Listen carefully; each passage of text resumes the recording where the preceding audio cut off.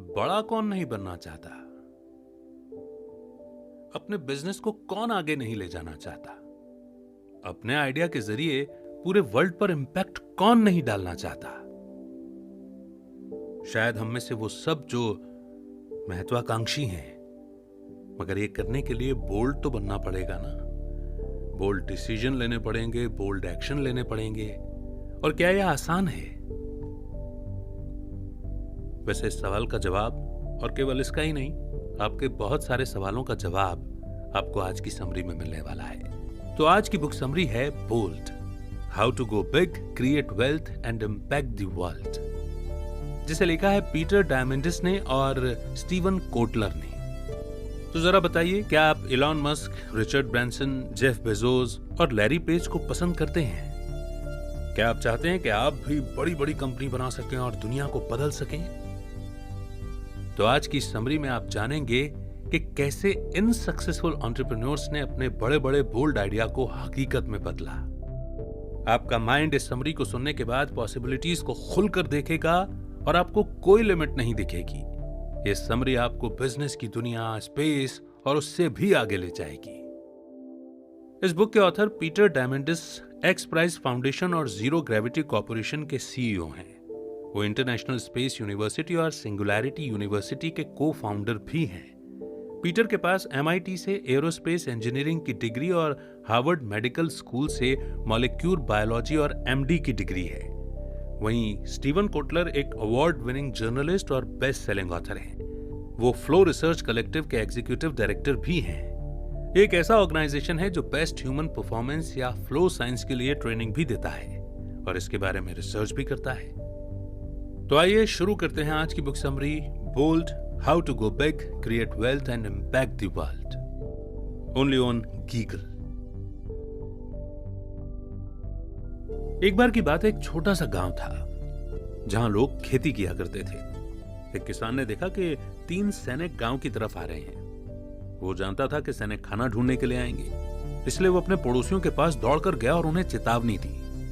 किसान ने कहा, जल्दी करो, अपने दरवाजे बंद कर लो, खिड़कियां बंद कर दो, सैनिक आ रहे हैं और वो हमारा सारा खाना खा जाएंगे। सैनिक सचमुच भूखे थे। वो गांव तक पहुंचे और दरवाजे खटखटाने लगे, लेकिन सभी ने उनसे कहा कि उनके पास अब और खाना नहीं बचा है। आखिर उनमें से एक सैनिक ने कहा, मेरे पास एक आइडिया है, चलो पत्थर का सूप बनाते हैं। सैनिक ने दूसरा दरवाजा खटखटाया और खाना मांगने के बजाय उन्होंने पूछा कि क्या वे उन्हें खाना पकाने के लिए बर्तन और जलाने के लिए कुछ लकड़ियां दे सकते हैं। हम पत्थर का सूप बनाना चाहते हैं, उसने उस गांव वाले से कहा। पत्थर का सूप? गांव वाले को लगा कि इसमें कोई रिस्क नहीं है, इसलिए उसने सैनिक की मदद कर दी। उसने उन्हें खाना पकाने के बर्तन और जलाने के लिए लकड़ी दे दी। सैनिक ने घड़े में पानी भरा और पानी उबलने का इंतजार करने लगे। उसके बाद उन्होंने बर्तन के अंदर 3 बड़े बड़े पत्थर रख दिए। पत्थर के सूप की खबर पूरे गांव में फैल गई और गांव वाले उसे देखने के लिए आने लगे। वे इसके बारे में जानने के लिए बहुत एक्साइटेड थे और वो सभी कहने लगे कि हमें सूप देखना है। सैनिक आग की तरफ देख रहे थे और उनके चारों ओर ढेर सारे लोग खड़े थे।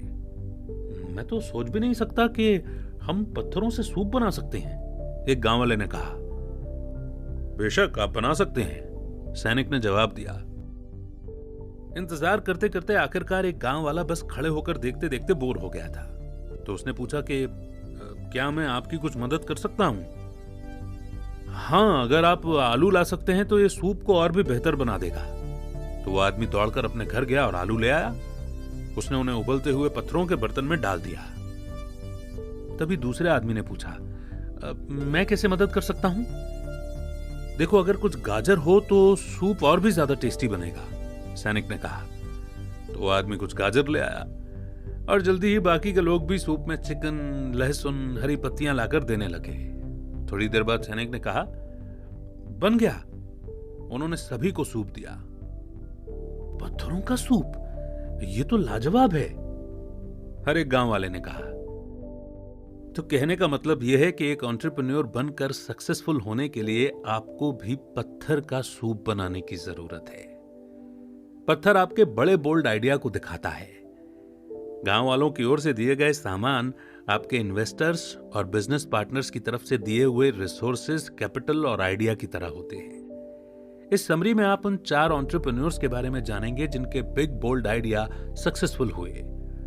आप उन प्रिंसिपल्स को जानेंगे जो उन्होंने अप्लाई किए और कैसे वो दुनिया को बदल रहे हैं। पत्थरों से सूप बनाना नामुमकिन नहीं है, इसीलिए आप सीखने जा रहे हैं कि आप भी बोल्ड बन सकते हैं। तो शुरुआत करते हैं एलॉन मस्क से। एलॉन मस्क स्पेस एक्स और टेस्ला मोटर्स के सीईओ, पेपाल के फाउंडर और सोलर सिटी के क्रिएटर हैं। और अब हम जानते हैं कि इस लिस्ट में ट्विटर भी जुड़ गया है।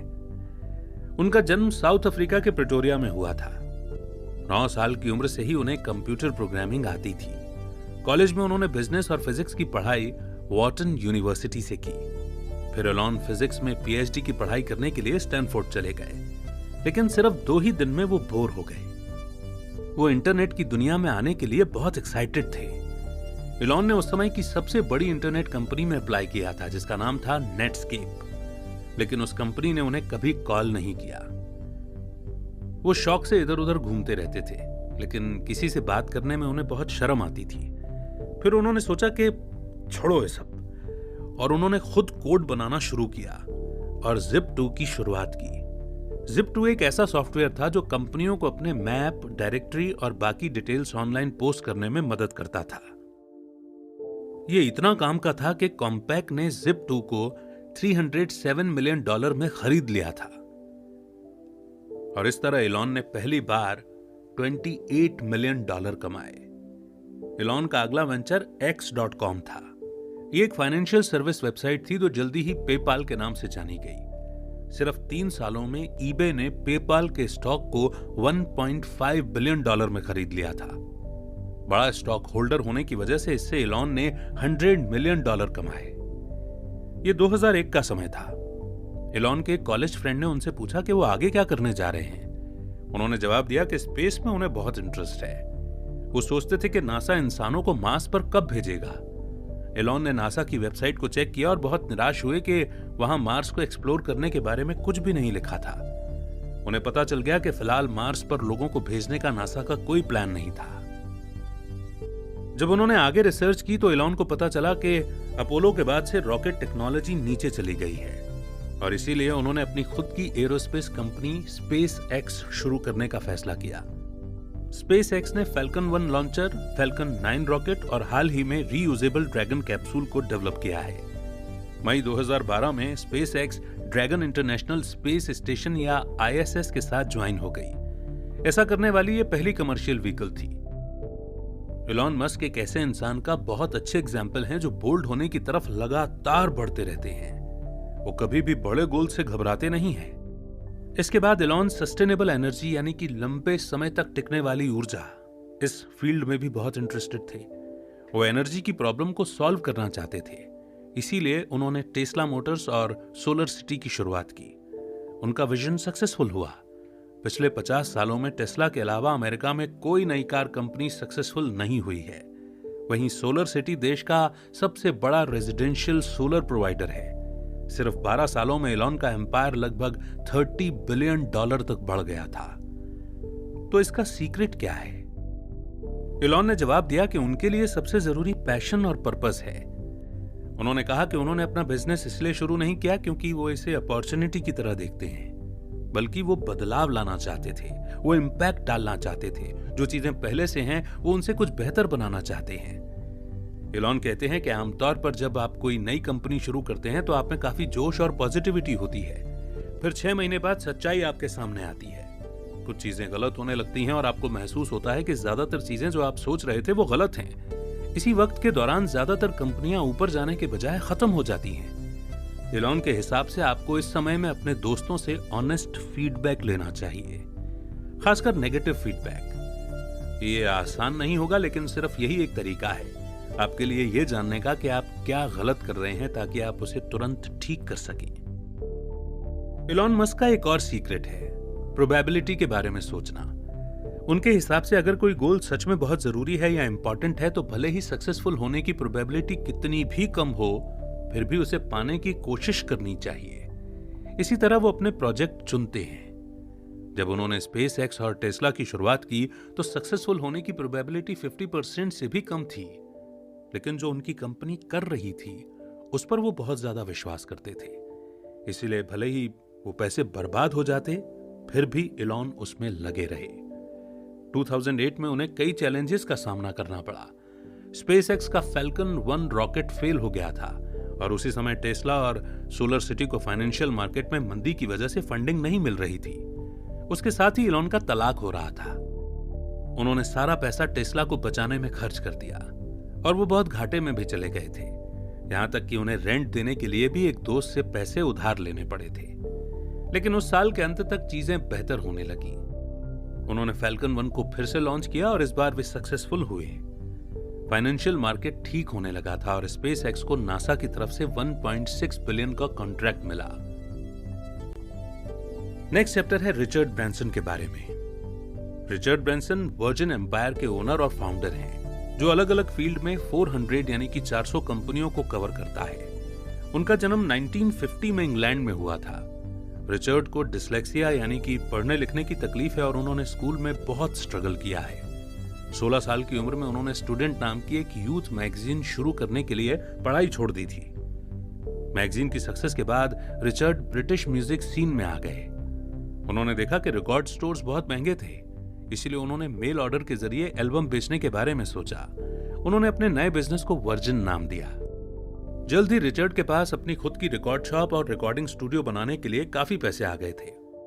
वर्जिन ब्रांड सक्सेसफुल रहा और वे बॉय जॉर्ज, सेक्स पिस्टल और द रोलिंग स्टोन्स जैसे आर्टिस्ट को साइन कर पाए। 10 साल के अंदर वर्जिन म्यूजिक दुनिया की सबसे बड़ी रिकॉर्ड कंपनियों में से एक बन गई थी। म्यूजिक कंपनी का ओनर होने की वजह से उन्हें कई अलग अलग जगहों पर प्लेन से जाना पड़ता था। रिचर्ड एयरलाइनों की बेकार क्वालिटी से बेहद परेशान और चिढ़े हुए थे। उन्हें एक भी ऐसी एयरलाइन नजर नहीं आई जिसके लिए वो कह पाते कि वाह क्या लाजवाब एयरलाइन और सर्विस है। आगे रिचर्ड ने जो किया उससे वर्जिन के सभी शेयर होल्डर के होश उड़ गए। उन्होंने एक इस्तेमाल किया हुआ बोइंग 747 खरीदने और वर्जिन अटलांटिक शुरू करने का फैसला किया। यह किसी पागलपन से कम नहीं था। उन्होंने एयरलाइन की शुरुआत करने के लिए पिछले साल के प्रॉफिट का 1/3 हिस्सा इस्तेमाल किया।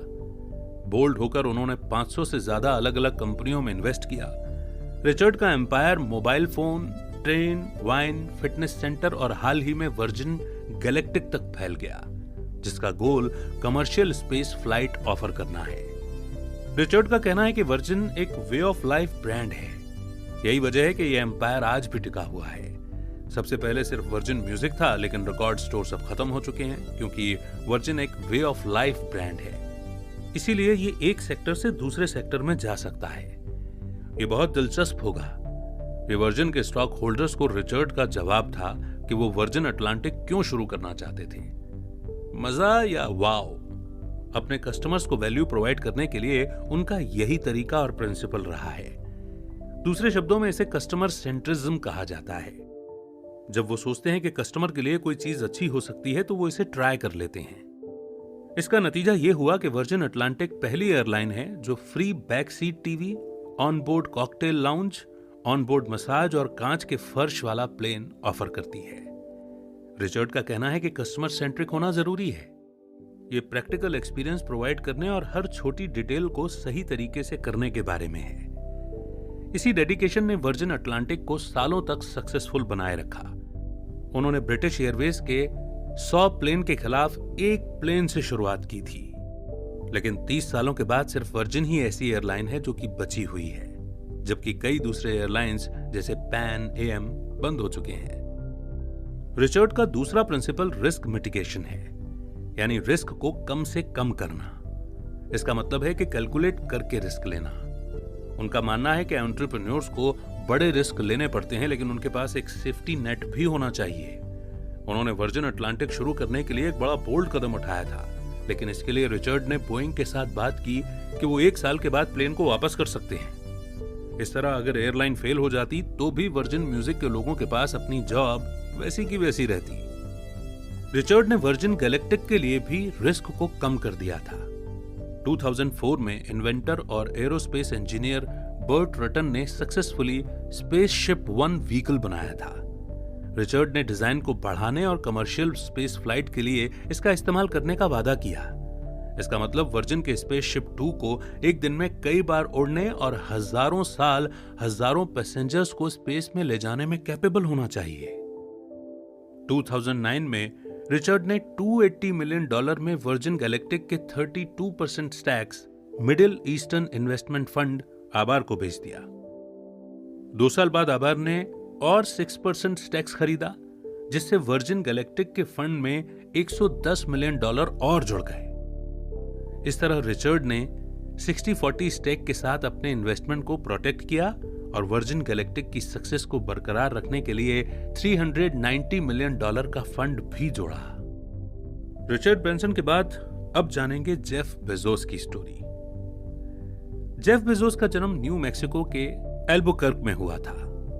जब वो छोटे थे तो उन्होंने अपने पालने को खोलने के लिए एक स्क्रू ड्राइवर का इस्तेमाल किया था। सालों बाद उन्होंने अपने भाई बहनों को अपने कमरे से दूर रखने के लिए इलेक्ट्रॉनिक अलार्म बनाया था। जेफ का बचपन साइंस के ईमेल्स, साइंस प्रोजेक्ट्स और स्टार ट्रेक एपिसोड से भरा हुआ था। वो एक तेज दिमाग वाले और सोशल सर्कल से दूर रहने वाले बच्चे थे। जेफ ने प्रिंसटन यूनिवर्सिटी से कंप्यूटर साइंस और इलेक्ट्रिक इंजीनियरिंग में सुम्मा कुम लाउते यानी कि उच्चतम प्रशंसा के साथ ग्रेजुएशन पूरा किया। उसके बाद उन्होंने D.E. शॉ नाम के एक इन्वेस्टमेंट बैंकिंग फर्म में काम किया। वो वॉल स्ट्रीट में सबसे कम उम्र के वाइस प्रेसिडेंट भी बने, लेकिन वो करियर सिर्फ 4 साल में खत्म हो गया था।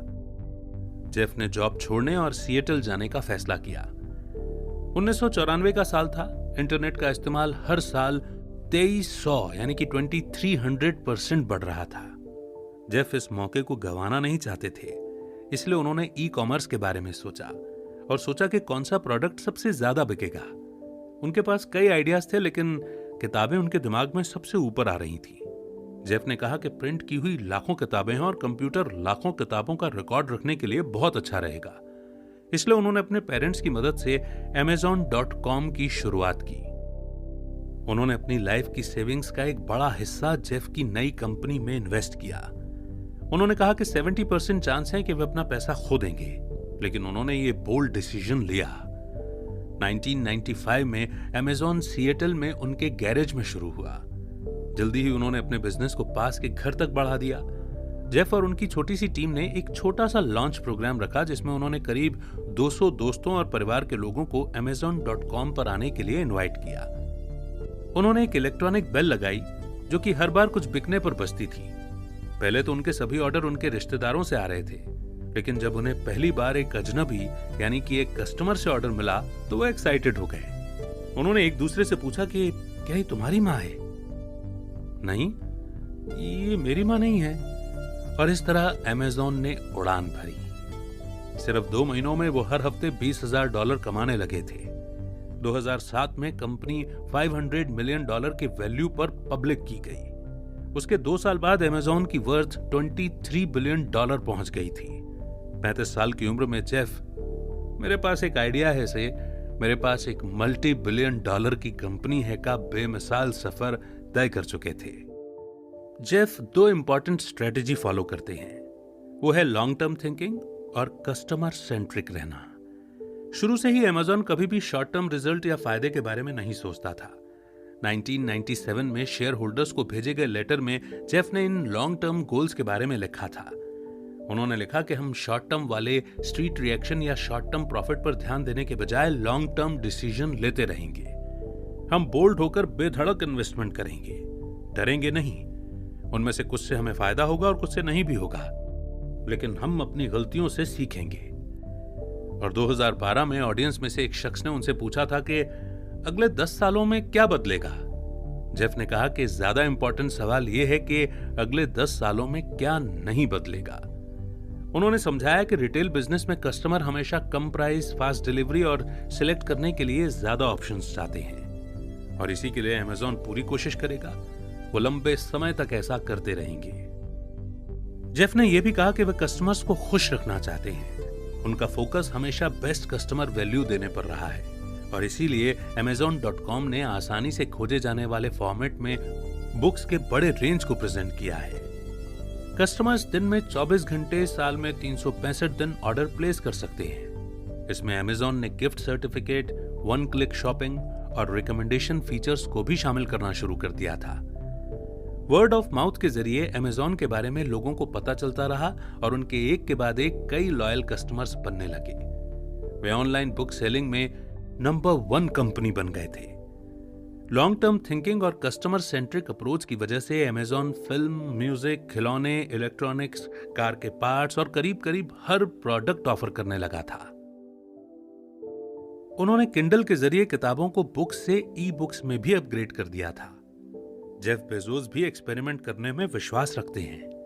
वो फेलियर से घबराते नहीं हैं। उनका कहना है कि अगर आप कुछ नया करना चाहते हैं या इनोवेट कर रहे हैं तो आप फेल हो सकते हैं, क्योंकि आपको एक्सपेरिमेंट करने की जरूरत पड़ेगी। फेलियर इन्वेंशन का एक जरूरी हिस्सा है। अगर आप फेल होते हैं तो आपको उससे सीखना चाहिए और अपनी गलतियों को तब तक सुधारना चाहिए जब तक आप उसे सही नहीं कर लेते। अमेजॉन में जब वे कोई ऐसी चीज करते हैं जो कस्टमर्स को पसंद आती है तो वे उसके लिए अपनी कोशिशों को डबल कर देते हैं और उम्मीद करते हैं कि वो बड़ी सक्सेस में बदल जाएगी। इसी के साथ आगे बढ़ते हैं और जानेंगे लैरी पेज के बारे में। लैरी पेज का जन्म मिशिगन में हुआ था। उनमें कंप्यूटर का शौक अपने पेरेंट्स की वजह से जागा था। उनकी मां कंप्यूटर साइंस की प्रोफेसर थी और उनके पिता आर्टिफिशियल इंटेलिजेंस और कंप्यूटर साइंस दोनों में ही माहिर थे। लैरी ने मिशिगन यूनिवर्सिटी से कंप्यूटर इंजीनियरिंग की पढ़ाई की। वहां उन्होंने लेगोस से बना एक इंकजेट प्रिंटर बनाया था, जिसकी वजह से वो बहुत पॉपुलर हो गए थे। कॉलेज के बाद वो कंप्यूटर साइंस में पीएचडी करने के लिए स्टैनफोर्ड गए, लेकिन लैरी वेब की मैथमेटिकल प्रॉपर्टीज के बारे में जानना चाहते थे। इस बात ने उन्हें आकर्षित किया था कि कैसे लिंक स्ट्रक्चर साइटेशन पर बेस्ड थी और कैसे इन साइटेशन को एक बड़े से ग्राफ के जरिए दिखाया जा सकता है। इस आइडिया की वजह से उन्होंने स्टैनफोर्ड के एक पीएचडी स्टूडेंट सर्गे ब्रिन को अपना पार्टनर बना लिया। उन्होंने जो एल्गोरिदम डेवलप किया वो जल्द ही गूगल बन गया। बताने की जरूरत नहीं है कि लैरी और सर्गे दोनों अपनी पीएचडी पूरी नहीं कर पाए थे। गूगल ने सभी लोगों के लिए इंफॉर्मेशन अवेलेबल कराने का गोल बनाया था। हम सभी जानते हैं कि कैसे गूगल सर्च, यूट्यूब, क्रोम और एंड्रॉयड ने किस तरह इंटरनेट को बदल कर रख दिया है। लैरी हमेशा से ही दुनिया पर इम्पैक्ट डालने में इंटरेस्टेड रहे हैं। सिंगुलैरिटी यूनिवर्सिटी में एक कॉन्फ्रेंस में उन्होंने कहा, मेरा एक सिंपल फंडा है जिसका मैं इस्तेमाल करता हूं। क्या आप एक ऐसे प्रोजेक्ट पर काम कर रहे हैं जो दुनिया को बदल सकता है? 99% लोगों का जवाब होगा नहीं। मुझे लगता है कि हमें दुनिया बदलने के लिए और ज्यादा लोगों को ट्रेन करने की जरूरत है। लैरी ने अपनी बात को सच कर दिखाया। 2011 में उनके सीईओ बनने के सिर्फ 3 सालों में कंपनी का वैल्यू डबल होकर $350 बिलियन हो गया था। साथ ही गूगल का एनुअल रिसर्च और डेवलपमेंट बजट बढ़कर $8.5 बिलियन हो गया। एक विजनरी होने की वजह से लैरी उस रिसर्च मनी को वहीं खर्च करते हैं जहां उन्हें लगता है कि इसकी जरूरत है। उन्होंने पूरी दुनिया में anti ageing, driverless car, virtual reality और फ्री इंटरनेट जैसे बड़े और बोल्ड आइडिया को फैलाने का काम किया है। उनका मानना है कि इम्पॉसिबल जैसा कुछ भी होता ही नहीं है और आप जो कुछ भी इमेजिन करते हैं उसे किया जा सकता है। आपको बस उसे इमेजिन करना है और उस पर काम करना शुरू करना है। वो लॉजिक पर बेस्ड उम्मीद कायम रखने में भी विश्वास रखते हैं। उनके हिसाब से हमारा काम दुनिया को बेहतर बनाना है। हमारे पास टेक्नोलॉजी और रॉ मटेरियल है। हमारे पास सभी को क्वालिटी लाइफ देने के लिए रिसोर्सेज हैं। हमें बस इस पर काम करने के लिए और लोगों की जरूरत है। हमें ऑर्गेनाइज्ड होने की और जल्दी आगे बढ़ने की भी जरूरत है। लैरी बोल्ड इनोवेशन के साथ फ्यूचर के बारे में अपने नजरिए को सपोर्ट करते हैं। वो अपने लोगों को उनके कंफर्ट जोन से बाहर निकालते हैं। उन्होंने ड्राइवरलेस कार डेवलप करने के लिए सेबेस्टियन थुरूर को हायर किया था। लैरी ने अनाउंस किया कि यह कार खुद 1 लाख मील तक ड्राइव करने में कैपेबल होनी चाहिए। आज गूगल की ऑटोनोमस कार 5 लाख मील से ज्यादा ड्राइव कर सकती है। जब गूगल अलग अलग लैंग्वेजेस के बीच इंस्टेंट ट्रांसलेशन डेवलप कर रहा था, तब उन्होंने मशीन लर्निंग रिसर्चर्स को हायर किया था। लैरी ने उनसे पूछा कि क्या आपको लगता है कि आप एक ऐसा एल्गोरिदम बना सकते हैं जो ह्यूमन ट्रांसलेटर से बेहतर काम कर सकता है? रिसर्चर्स ने हंसते हुए कहा कि यह इम्पॉसिबल है, लेकिन उन्होंने कोशिश की और वे सक्सेसफुल हुए। 6 साल बाद गूगल 64 लैंग्वेज के बीच ट्रांसलेट कर सकता है। यह अच्छा है, इंस्टेंट है और फ्री भी है। 2014 के गूगल एक्स इवेंट में लैरी ने कहा था कि लोग सोचते हैं कि जब आप बड़ी चीजों का पीछा करते हैं तो आपके फेल होने के चांस ज्यादा होते हैं, लेकिन मेरा मानना है कि जब आप किसी एम्बिशियस चीज में फेल होते हैं तब भी आप किसी इंपॉर्टेंट चीज में सक्सेसफुल होते हैं। इसका एक एग्जाम्पल हमारी आर्टिफिशियल इंटेलिजेंस बनाने की कोशिश है। हम गूगल को एआई बनाना चाहते थे, लेकिन हम अनसक्सेसफुल रहे और इसका रिजल्ट यह हुआ कि हमने एडसेंस बना लिया। सिर्फ एआई ही गूगल का एम्बिशियस या बड़ा गोल नहीं है।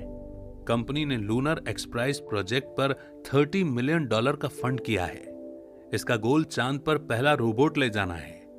इतना ही नहीं, लैरी पेज ने स्टार्टअप कंपनी कैलिको में भी इन्वेस्ट किया है, जो एंटी एजिंग और लंबे जीवन पर फोकस करती है। और इसी के साथ अब वो मोड जिसे हम कंक्लूजन कहते हैं, यानी कि अभी तक हमने इन चैप्टर्स में जो कुछ भी पढ़ा उन की लर्निंग्स को हम यहां दोहराएंगे।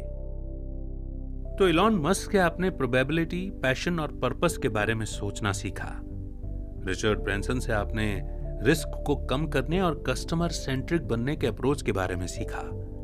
जेफ बेजोस से आपने लॉन्ग टर्म थिंकिंग, एक्सपेरिमेंट करना और अपने फेलियर से लर्न करने के बारे में सीखा। लैरी पेज से आपने रैशनल ऑप्टिमिज्म और बोल्ड होने के बारे में सीखा। ये चारों कहानियां बताती हैं कि कुछ भी इम्पॉसिबल नहीं है। आप इन 4 आदमियों की तरह बन सकते हैं। हमारी टेक्नोलॉजी बहुत तेजी से बढ़ रही है और हमारे पास ऐसे रिसोर्सेज हैं जो हमारे पूर्वजों ने अपनी लाइफ में कभी नहीं देखे या कभी नहीं सोचे होंगे। अपनी लाइफ के लिए कोई और नहीं, सिर्फ आप जिम्मेदार हैं। अगर आप इस समरी में दिए गए प्रिंसिपल्स को फॉलो करते हैं तो आपका बिजनेस बहुत बड़ा बन सकता है। या आप जिस भी फील्ड में सर्व कर रहे हैं उसे बहुत आगे और बहुत ऊंचाई तक ले जा सकते हैं। तो बड़ा सोचिए, बोल्ड बनिए। दुनिया को आपकी और आपके आइडिया की जरूरत है। आप दुनिया को बदलने और लोगों की लाइफ को बेहतर बनाने के लिए कुछ कर सकते हैं। ये बस आपके अगले कदम से शुरू हो सकता है। हाँ, एक्शन लेना, कदम बढ़ाना, हिम्मत करना जरूरी है और आप करेंगे, ये हम जानते हैं।